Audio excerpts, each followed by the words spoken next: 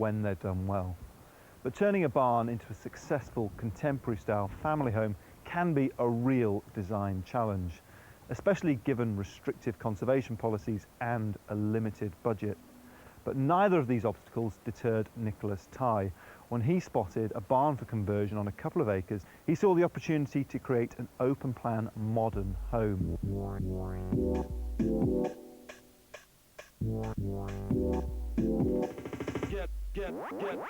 We were searching for some time, some years in London for somewhere else to live. We'd converted a shoe factory in Clerkenwell, and we didn't have any terracing or outside space at all. And we were originally from the countryside, and so we were looking for something slightly different.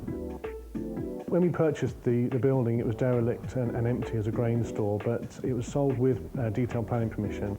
The space and the building left pretty much an open canvas other than the external envelope of the building, which meant that we could really enjoy how we were going to design and occupy that space. And there are fantastic views out to the sun setting west, which is where we put this great big glazed elevation. I suppose that combination of dramatic sort of panoramic views and an openish canvas of space inside were the two things that led us to really want the space.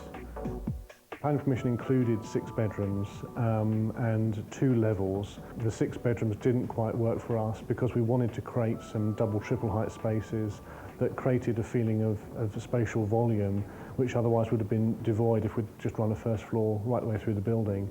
So we decided to offset the 4 bedrooms against the spaces. And although we were advised against it in estate agent terms, we thought that visually it would be actually the right decision. Because we've got a wonderful view at the end of the barn, it made sense to make this processional route outside to the far end of the barn for the entrance and garaging.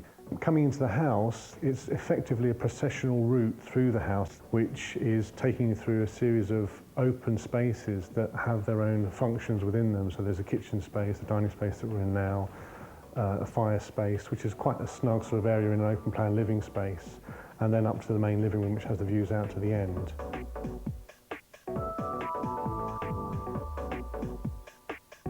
I wanted to create these series of physical frames around the windows that would actually frame and throw your view and eyesight out to the countryside beyond. But we had to think of an economical solution for that, and so we ended up using a shuttering plywood, which was then just simply sanded and sealed to give that effect of that framing of the view.